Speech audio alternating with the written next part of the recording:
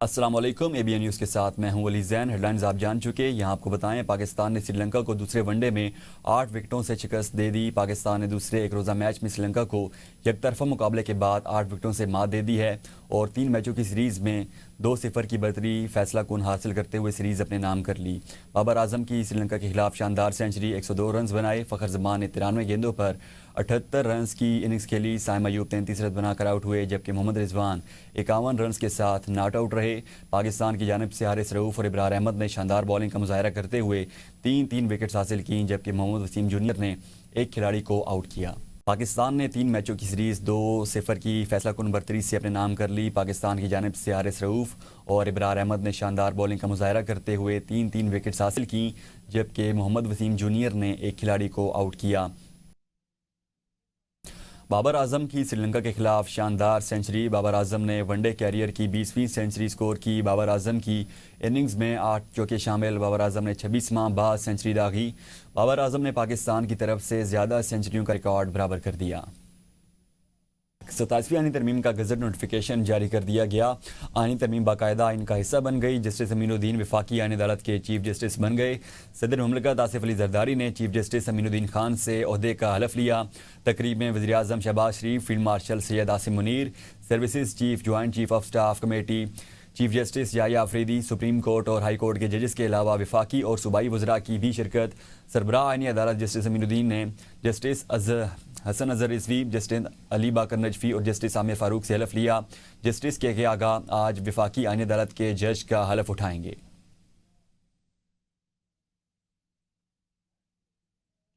Justice امین الدین خان کو 3 سال کے لیے آئینی عدالت کا چیف جسٹس مقرر کر دیا گیا۔ جسٹس امین الدین خان 30 نومبر 2025 کو سپریم کورٹ سے ریٹائر ہو رہے تھے۔ اب ان کی مدت ملازمت 2028 تک برقرار رہے گی۔ جسٹس امین الدین خان کہاں کہاں خدمات سر انجام دیتے رہے، جانتے ہیں اس رپورٹ میں۔ جسٹس امین الدین خان 1 دسمبر 1960 کو ملتان میں معروف وکیل ایڈوکیٹ خان صادق محمد احسن کے گھر پیدا ہوئے۔ ابتدائی تعلیم مقامی اسکول سے حاصل کی۔ جسٹس امین الدین خان نے 1977 میں میٹرک امتحان پاس کیا۔ 1981 میں فلسفے میں گریجویشن اور 1984 میں یونیورسٹی لاء کالج ملتان سے LLB مکمل کیا۔ بعد ازاں ٹیکسیشن لاء میں ڈپلومہ بھی حاصل کیا۔ جسٹس امین الدین خان نے 1985 میں اپنے والد کے ساتھ بطور جونیئر وکیل پیشہ ورانہ زندگی کا آغاز کیا۔ چیف جسٹس امین الدین خان 1987 میں لاہور ہائی کورٹ کے وکیل کے طور پر انرول ہوئے۔ 2001 میں سپریم کورٹ کے وکیل بنے اور اسی سال ایک مقامی لا فرم سے منسلک ہوئے، جہاں ترقی پانے تک خدمات انجام دیتے رہے۔ 2011 میں انہیں لاہور ہائی کورٹ کے بینچ پر تعینات کیا گیا، جہاں انہوں نے دیوانی مقدمات کے مؤثر فیصلوں سے شہرت حاصل کی۔ جسٹس امین الدین خان 21 اکتوبر 2019 کو سپریم کورٹ آف پاکستان کے جج بنے۔ ان کے نمایاں فیصلوں میں 12 جولائی کو مخصوص نشستوں کے مقدمے میں اختلافی نوٹ قابل ذکر ہے۔ وہ اس بینچ کا بھی حصہ تھے جس نے ذوالفقار علی بھٹو کے عدالتی قتل سے متعلق صدارتی ریفرنس کی سماعت کی۔ آئینی عدالت کے چیف جسٹس امین الدین خان نے فوجی عدالتوں میں سویلین ٹرائلز کے خلاف انٹرا کورٹ اپیل کی سماعت کی۔ توہین عدالت کے ایک کیس میں ان کا کہنا تھا کہ اگر عدالت نوٹس جاری کرے تو بانی PTI کو پیش ہونا پڑے گا۔ وفاقی آئینی عدالت چیف جسٹس امین الدین خان نے چارج سنبھالتے ہی اقدامات شروع کر دیے۔ ذرائع کے مطابق چیف جسٹس امین الدین خان نے سابق ڈسٹرکٹ اینڈ سیشن جج محمد حفیظ کو رجسٹرار آئینی عدالت لگا دیا ہے۔ جسٹس امین الدین خان نے مظہر بھٹی کو سیکرٹری ٹو چیف جسٹس وفاقی آئینی عدالت تعینات کر دیا ہے۔ ذرائع کے مطابق سپریم کورٹ ججز کا سٹاف بھی آئینی عدالت ججز کی معاونت جاری رکھے گا۔ سپریم کورٹ کی جج جسٹس مسرت ہلالی نے وفاقی آئینی عدالت کی جج بننے سے معذرت کر لی۔ ذرائع کے مطابق جسٹس مسرت ہلالی نے صحت کے مسائل کے سبب معذرت کی ہے۔ وفاقی آئینی عدالت کے لیے جسٹس مسرت ہلالی کا نام زیر غور آیا۔ جسٹس مسرت ہلالی نے آئینی عدالت کے جج کے طور پر وفاقی آئینی عدالت نہ جانے کا اظہار کیا۔ ذرائع کے مطابق جسٹس مسرت ہلالی کا بینچ گزشتہ دنوں خرابی صحت کے سبب ڈی لسٹ ہو گیا تھا۔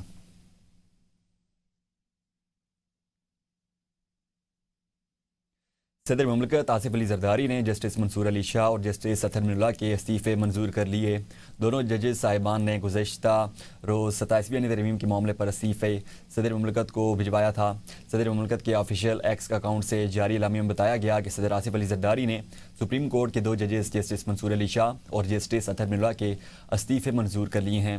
جسٹس منصور علی شاہ اور جسٹس اطہر من اللہ نے استعفے صدر مملکت کو بھجوائے تھے، جس میں ان کا کہنا تھا کہ ججز کی حیثیت سے سپریم کورٹ سے استعفے دیتا ہوں۔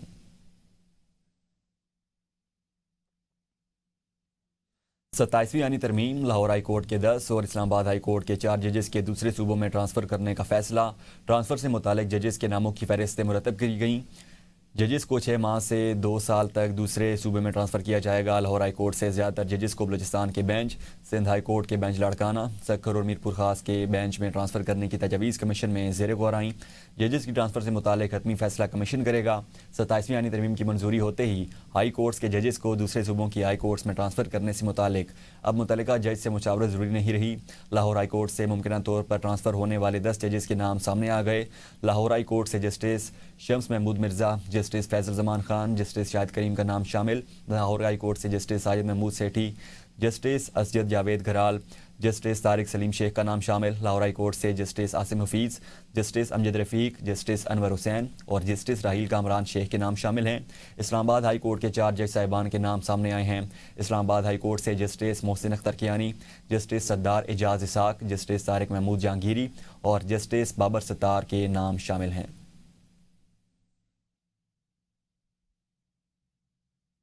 वज़ीर दिफा ख्वाजा आसिफ ने कौमी असम्बली में इज़हार ख्याल करते हुए कहा, नवाज शरीफ को साजिश के जरिए ओहदों से हटाया गया। कुछ मखसूस लोग आइन की बेतौकीरी करते रहे। 27वीं यानी तरमीम से इंसाफ के निज़ाम में बेहतरी के रास्ते का तयन हुआ। आज अवान में बोलने वाले अपना माजी भूल गए। हमने जो 4 दिन लगाए इसे कानून के बनाने पर, उन्होंने घंटों में 52 बिल पास किए। इस वक्त उनको शर्म नहीं आई। ये आइन के वफादार हैं या एक शख्स के वफादार हैं? इनको फैसला करना होगा कि ये पाकिस्तान के साथ खड़े हैं या दहशत गर्दी के साथ। जितनी डकैतियाँ उन्होंने की हैं पाकिस्तान की तारीख में इतनी डकैतियाँ किसी ने नहीं की। ख्वाजा आसिफ की तकरीर के दौरान अपोजिशन का शोर शराबा, नारेबाजी, अपनी फर्जी असम्बली लगा ली। चंद अरकान ने ज़मीन पर बैठ गए। इकबाल आफरीदी ने तकरीर शुरू कर दी।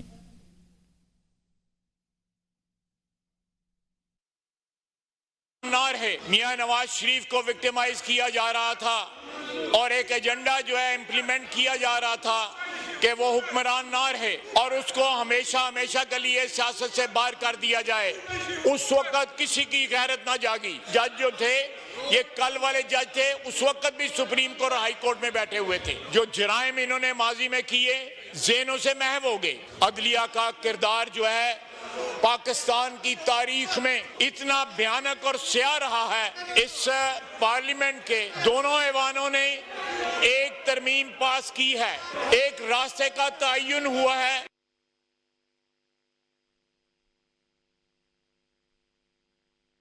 सेनेट इजलास में पाकिस्तान आर्मी एक्ट 1952 में तरमीम का बिल मंजूर। पाकिस्तान फ़िज़ाइया एक्ट 1953 में तरामीम का बिल भी पास। बिल वज़ीर ख़ारजा इसहाक़ डार ने पेश किए। पाकिस्तान नेवी ऑर्डिनेंस 1961 में तरमीम का बिल भी मंजूर। Supreme court practice and procedure act 2023 तरमीमी बिल ऐवान से पास हो गया। अपोजिशन अरकान ने बिल्स की मुखालफत की। 1953 पाकिस्तान एयरफोर्स को कोई भी एक सेकंड यार, आपने एयरफोर्स अमेंडमेंट बिल इस पास। ख्वाजा साहब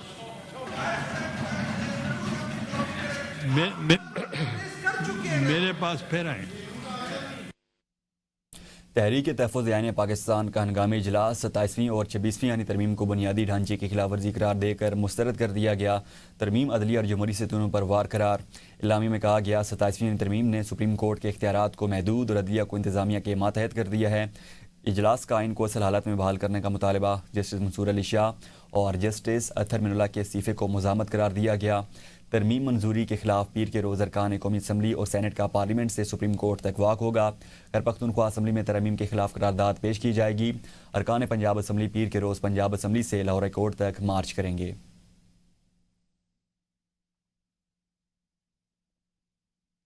रावलपिंडी के निजी होटल में होने वाली मुनक़्क़द तक़रीब में पर्ल कॉन्टिनेंटल हॉस्पिटैलिटी पार्टनर्स और ग्रैंड शफात हॉस्पिटैलिटी के साथ पीसी लेगेसी नथिया गली और खैबर पख्तूनख्वा को खोलने के लिए दोनों की बामी मुशावरत से कामयाब मुआहदा तय पाने पर तक़रीब का इनेकाद किया गया। आशू ग्रुप के हॉस्पिटैलिटी डिवीज़न ने पर्ल कॉन्टिनेंटल हॉस्पिटैलिटी और पीसी लेगेसी नथिया गली को चलाने के लिए ग्रैंड शफात हॉस्पिटैलिटी के साथ होने वाले मुआहदे पर दस्तखत किए। मुआहदे पर पर्ल कॉन्टिनेंटल हॉस्पिटैलिटी आशू ग्रुप और ग्रैंड शफात हॉस्पिटैलिटी के chief executive officer Shafat Ahmad और आशू ग्रुप के बस्तीन ब्लैंक के अलावा जुड़वा शहरों की नामवर शख्सियात ने शिरकत की। तकरीब से खिताब करते हुए मेहमान खुसूसी का कहना था कि खैबर पख्तूनख्वा के ज़िला एबटाबाद में नथिया गली के सरसब्ज़ो शादाब माहौल के दरमियान कायम होने वाला होटल सयाहों को पुरसकून और आरामदेह माहौल की वजह से अपनी जानिब न सिर्फ मुतवज्जह करेगा बल्कि वहाँ के लोगों को रोज़गार का ज़रिया भी फ्राहम करेगा।